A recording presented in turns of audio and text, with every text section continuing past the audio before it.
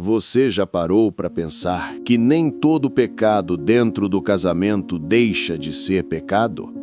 Pois é, tem coisa que muitos casais cristãos fazem entre quatro paredes, achando que está tudo certo, mas estão sem saber, caminhando rumo ao distanciamento de Deus. O mais chocante? O quarto erro é o mais grave de todos e quase ninguém fala dele. A verdade é que quando deixamos que nossos desejos falem mais alto que o Espírito, estamos dando legalidade espiritual para que o inimigo atue onde deveria haver aliança e bênção. E olha, isso não é papo de religioso fanático, não.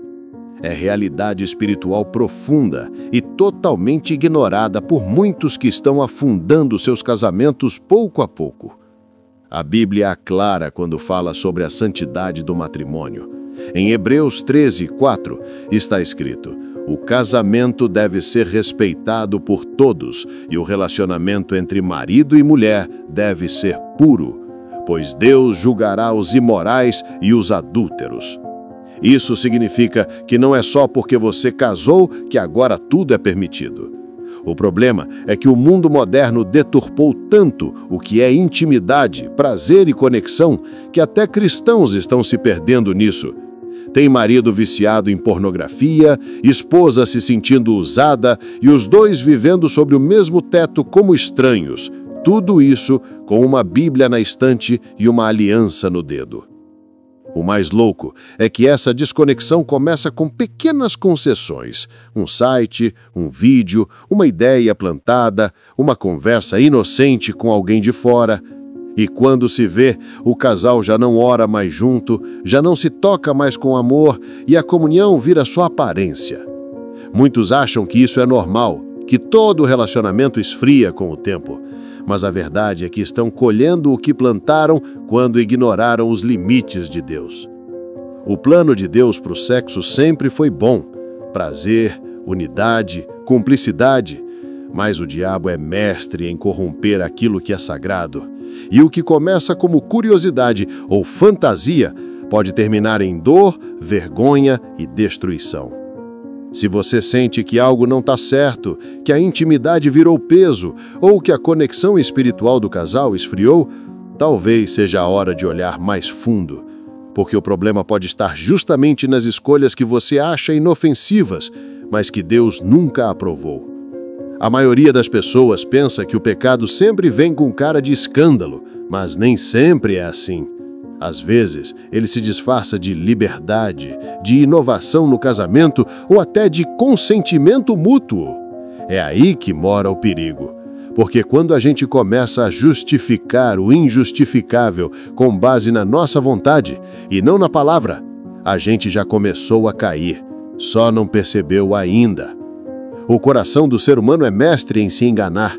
Em Jeremias 17:9 está escrito: quem pode entender o coração humano? Não há nada que engane tanto como ele. Está doente demais para ser curado.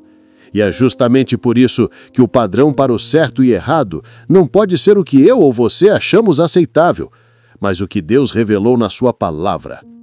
Muitos casais entram no casamento sem nunca terem conversado de verdade sobre sexualidade, sob a ótica de Deus. Chegam ao altar carregando traumas, vícios, fantasias e expectativas irreais, baseadas em filmes, pornografia ou experiências passadas. E ao invés de encontrarem cura e restauração, alimentam tudo isso dentro da aliança, como se agora estivesse liberado. Mas vamos ser sinceros, Deus não é cúmplice do pecado só porque ele acontece dentro do casamento.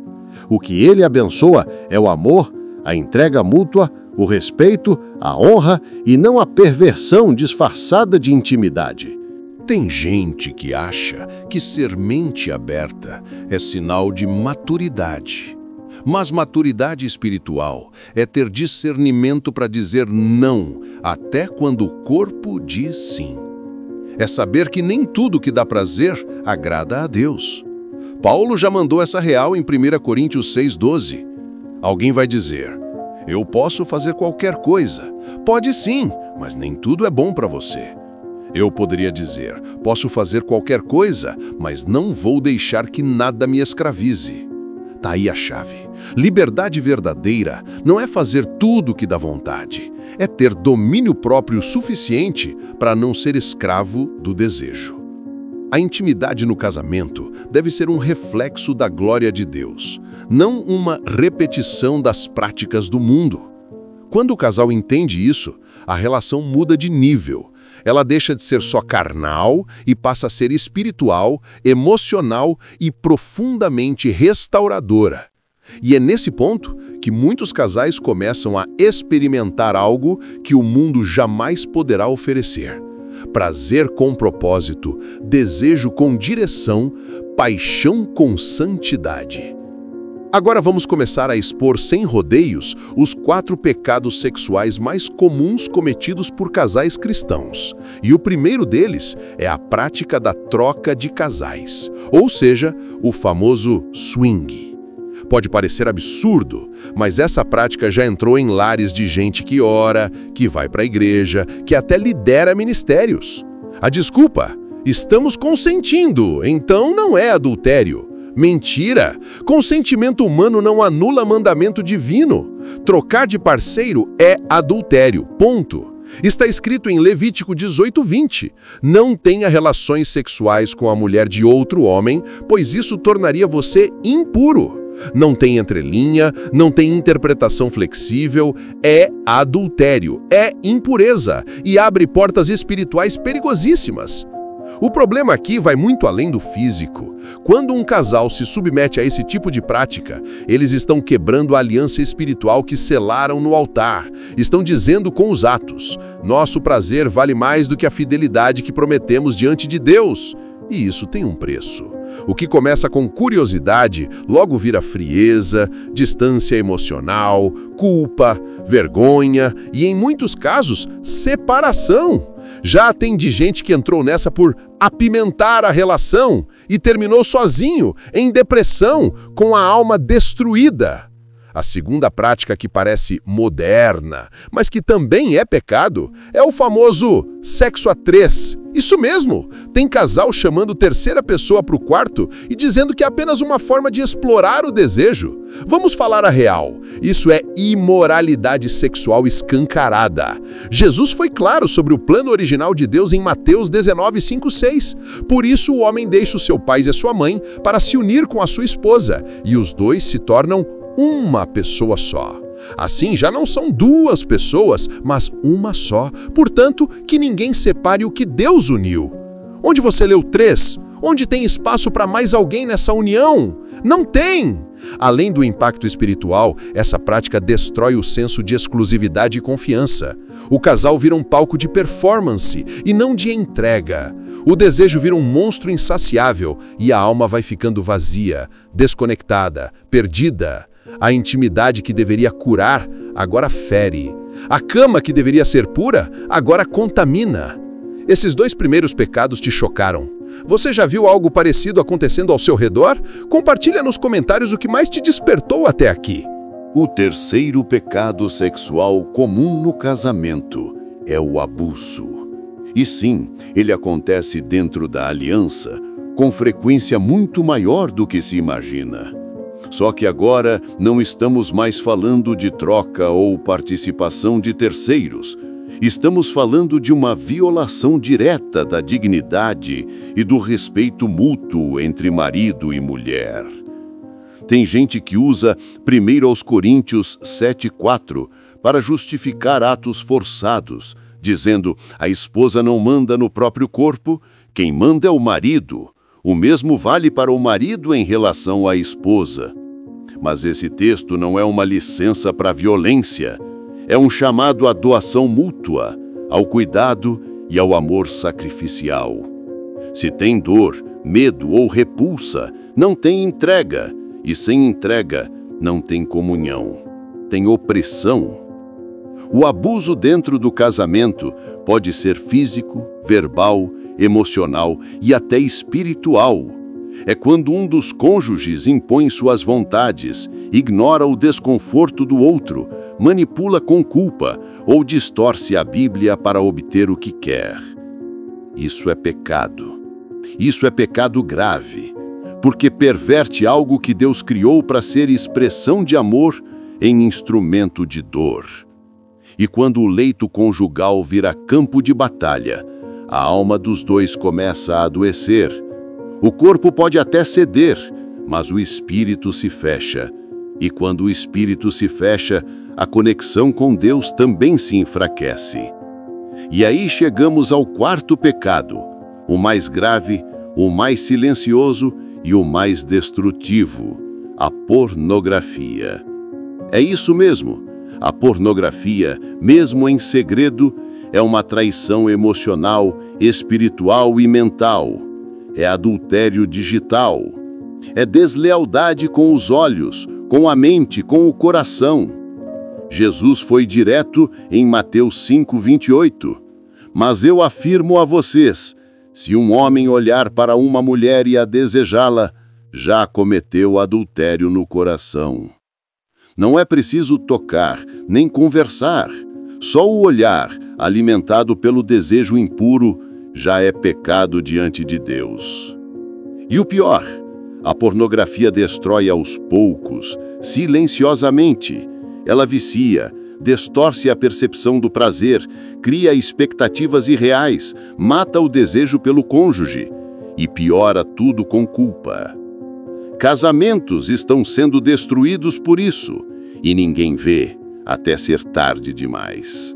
A mente se contamina, o coração se endurece e o diabo se aproveita. Porque onde há trevas secretas, não há luz de Deus, e onde não há luz, não há liberdade. O que muitas pessoas não percebem é que o pecado sexual no casamento não afeta só o relacionamento entre os dois. Ele rompe algo mais profundo, a comunhão com o próprio Deus. Quando Deus uniu o homem e a mulher, Ele não apenas criou um contrato, Ele estabeleceu uma aliança espiritual. Por isso, quando essa aliança é manchada pelo pecado, o efeito não é só emocional ou físico, é também espiritual. Isaías 59:2 diz: os pecados de vocês são o motivo que os separa do seu Deus. Os seus pecados fazem com que ele se esconda de vocês e não atenda os seus pedidos. Ou seja, não adianta levantar as mãos no culto e orar com fervor, se na intimidade você está alimentando algo que o afasta da presença de Deus. E essa separação é sutil. Ela começa com uma frieza na fé, um desânimo na oração, uma apatia no louvor. Você vai se afastando sem nem perceber. O espírito vai se calando, a palavra vai deixando de tocar. E tudo isso porque uma área da vida, a área sexual, está sendo negligenciada espiritualmente. É como um vazamento pequeno que, com o tempo, compromete toda a estrutura da casa. A intimidade corrompida contamina o altar do lar. O que era para ser sagrado vira fonte de contenda, de culpa, de confusão. Satanás sabe disso. Ele sempre atacou a sexualidade porque sabe que ela é poderosa. Sabe que um casal bem resolvido nessa área é forte espiritualmente. Por isso ele lança setas: pornografia, traição, comparação, rejeição, frieza. Ele quer que você acredite que sexo não tem nada a ver com fé, mas tem tudo a ver, porque quando marido e esposa se unem com respeito, amor e santidade, eles se tornam uma só carne, e isso é espiritual, é profético, é poderoso. Mas quando o pecado entra, ele quebra essa unidade. Se você sente que algo se perdeu no seu relacionamento, que a intimidade esfriou, que a conexão sumiu, que a culpa aumentou, talvez seja a hora de parar de buscar fórmulas humanas e voltar ao manual original, a Palavra de Deus. O Salmo 119:9 já deixou o caminho. Como pode um jovem conservar pura a sua vida? É só obedecer aos teus mandamentos com todo o coração. Pura, mesmo no casamento, mesmo na intimidade. Obediência é o segredo. Se tem uma verdade que todo casal precisa encarar de frente, é essa. Intimidade sem espiritualidade vira carnalidade. E carnalidade dentro do casamento não é liberdade, é decadência. A diferença entre um ato sexual santo e um profano não está na posição ou no estilo, mas no espírito que conduz aquele momento.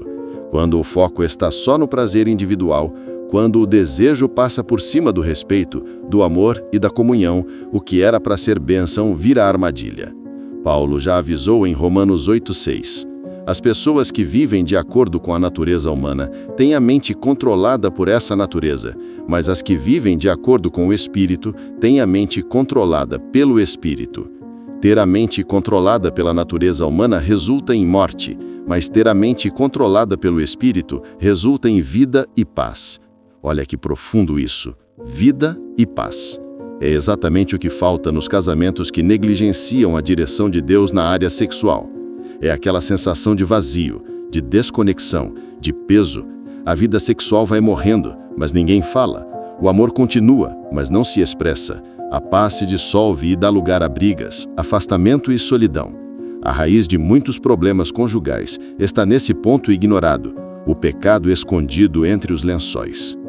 Mas há uma saída, e ela começa com uma palavra: arrependimento. Não adianta tapar o sol com a peneira. Se o seu casamento está doente nessa área, é preciso confrontar o erro, confessar, orar junto e buscar cura. Deus ainda restaura, Deus ainda purifica. Em 1 João 1,9 está escrito: mas se confessarmos os nossos pecados a Deus, Ele cumprirá sua promessa e fará o que é certo. Ele perdoará os nossos pecados e nos limpará de toda maldade. Não importa o quanto você errou, o quanto você se desviou. Se houver arrependimento sincero, Deus recomeça a história do zero. E sabe o que é mais poderoso? Quando um casal se arrepende junto, ora junto e busca a restauração, eles voltam a experimentar aquilo que o mundo não conhece, um prazer que une o corpo, a alma e o espírito, um amor que cura, uma conexão que transcende, uma intimidade que glorifica a Deus. Se essa mensagem tocou seu coração e te trouxe clareza, deixa um like e se inscreve no canal. Vamos seguir juntos nessa jornada de restauração, verdade e presença de Deus. Quando um casal decide santificar sua intimidade, eles não apenas protegem seu casamento, eles blindam sua casa espiritualmente. O inimigo não resiste a um lar onde marido e esposa caminham em unidade com Deus. Pode vir tentação, pode vir crise, mas o vínculo permanece firme, porque está alicerçado na rocha. E essa rocha é Cristo. Em Eclesiastes 4,12 tem uma revelação poderosa. Um homem sozinho pode ser vencido, mas dois conseguem se defender, e uma corda de 3 dobras não se arrebenta facilmente.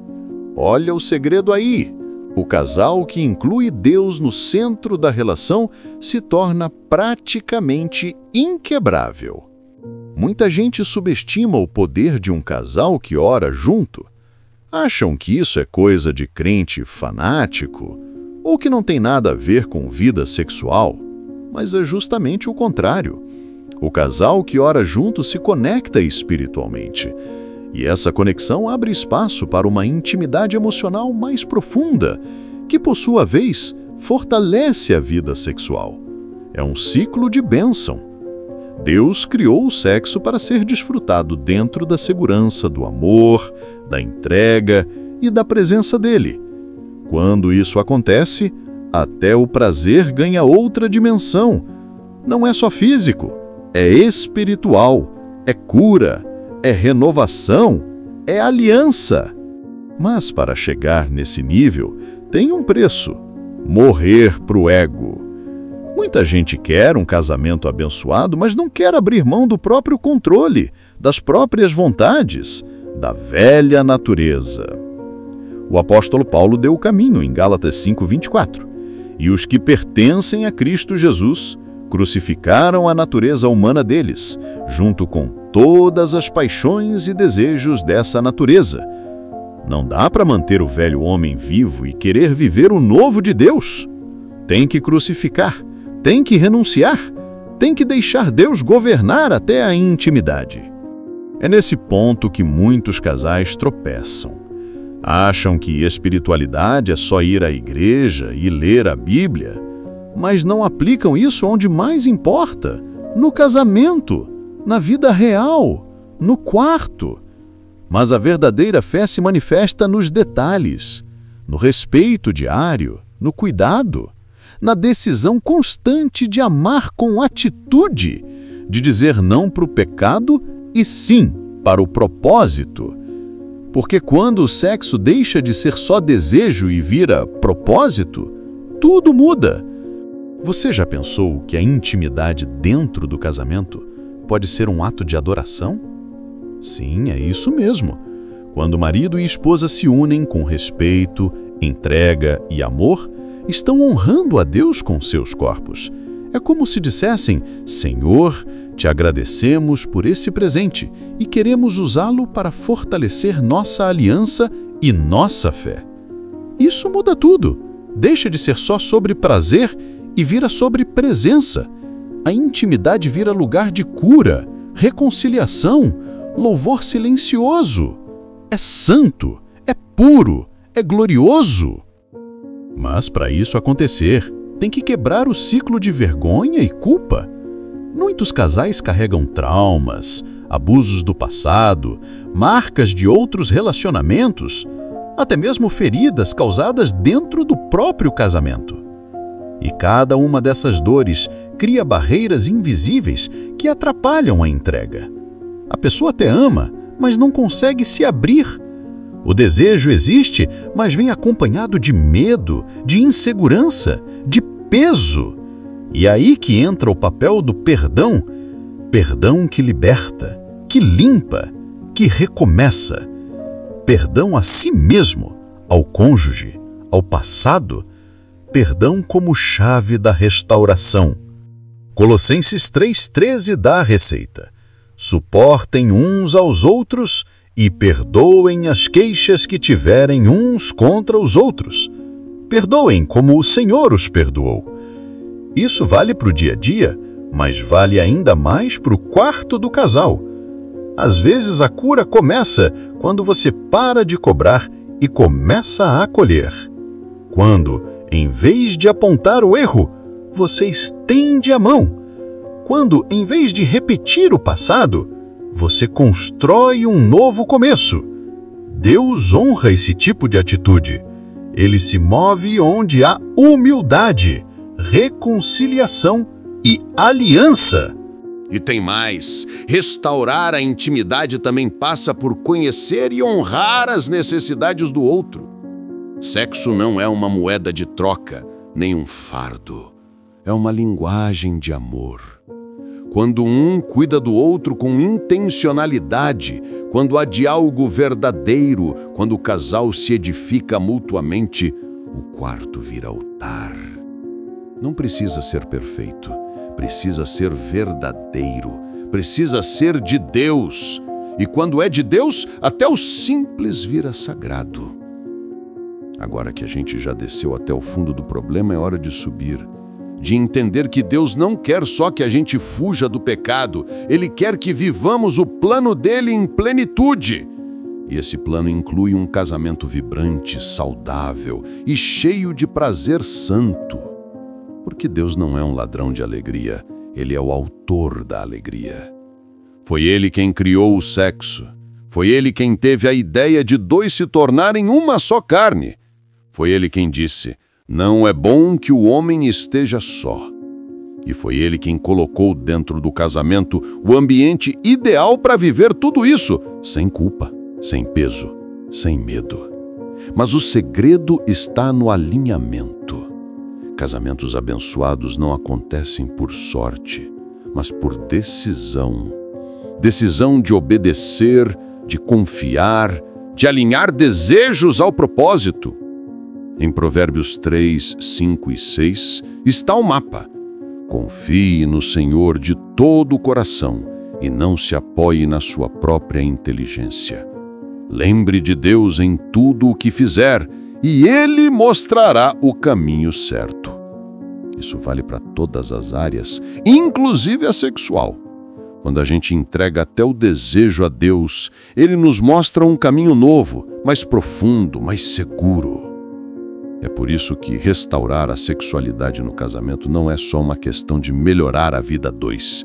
É uma questão de alinhar o coração com o céu, de parar de repetir os erros do mundo e começar a viver os princípios do reino, de sair da superficialidade e mergulhar na intimidade que cura.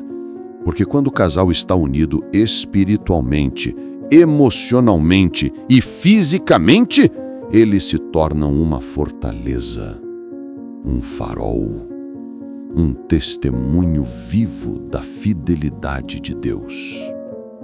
E não se engane, o mundo precisa ver isso. Em meio a tantos casamentos destruídos, infidelidades, confusões sexuais e relacionamentos descartáveis, um casal que vive o amor de forma santa é um ato de resistência. É uma pregação silenciosa, é uma luz que brilha. E você pode ser essa luz. Seu casamento pode ser esse exemplo. Começa com uma escolha. E essa escolha pode ser feita hoje. Se essa mensagem falou com você, compartilha com alguém que precisa ouvir isso hoje. Talvez esse conteúdo seja o que vai salvar um casamento ou restaurar um coração. Vamos espalhar o que edifica. Chegamos ao fim dessa jornada. E se tem uma coisa que você precisa guardar no coração, é que Deus se importa com cada área da sua vida, inclusive com a sexual. O Criador dos céus não é indiferente ao que acontece dentro do seu quarto. Pelo contrário, Ele deseja estar lá. Ele quer ser honrado ali também. Porque onde há honra, há presença. Onde há presença, há cura. Onde há cura, há restauração completa. Não importa onde você está hoje. Pode ser que seu casamento esteja ferido, distante, preso em ciclos de pecado. Pode ser que vocês tenham se perdido no meio do caminho, que o desejo tenha esfriado ou que o prazer tenha virado culpa. Mas há esperança. A palavra diz em Joel 2:25, eu lhes devolverei tudo que perderam. Tudo. Não uma parte, não só o que parece possível. Tudo. Isso inclui o amor, o respeito, o prazer, a conexão. Deus é especialista em restaurar o que parecia perdido, mas Ele não restaura disfarces, Ele restaura verdades. Casais que tiram a máscara, que se arrependem juntos, que decidem recomeçar sob a direção do Espírito, experimentam níveis de comunhão que jamais imaginaram. Porque a santidade não sufoca, ela liberta. E onde o Espírito do Senhor está, há liberdade, 2 Coríntios 3:17. Se você quer viver essa liberdade, comece hoje. Chama seu cônjuge para uma conversa sincera. Orem juntos, confessem, chorem se for preciso. Releiam os versículos que tocaram vocês aqui e firmem um novo pacto. Um pacto de pureza, de respeito, de prazer com propósito. Decidam não ser mais reféns do mundo, nem das suas vontades, mas servos da vontade de Deus, até na intimidade. Porque o casamento de vocês pode ser muito mais do que funcional. Pode ser profético, pode ser um testemunho vivo da graça. E quando vierem as tentações, porque elas virão, lembrem-se que quem teme ao Senhor não se entrega ao pecado. Quem ama a Deus busca fazer o que agrada a Ele. E quando isso acontece, o céu se abre sobre o lar, e o que era luta vira legado. Não desista, não aceite menos do que o plano original. O Criador está disposto a restaurar tudo. Só precisa que você entregue tudo também.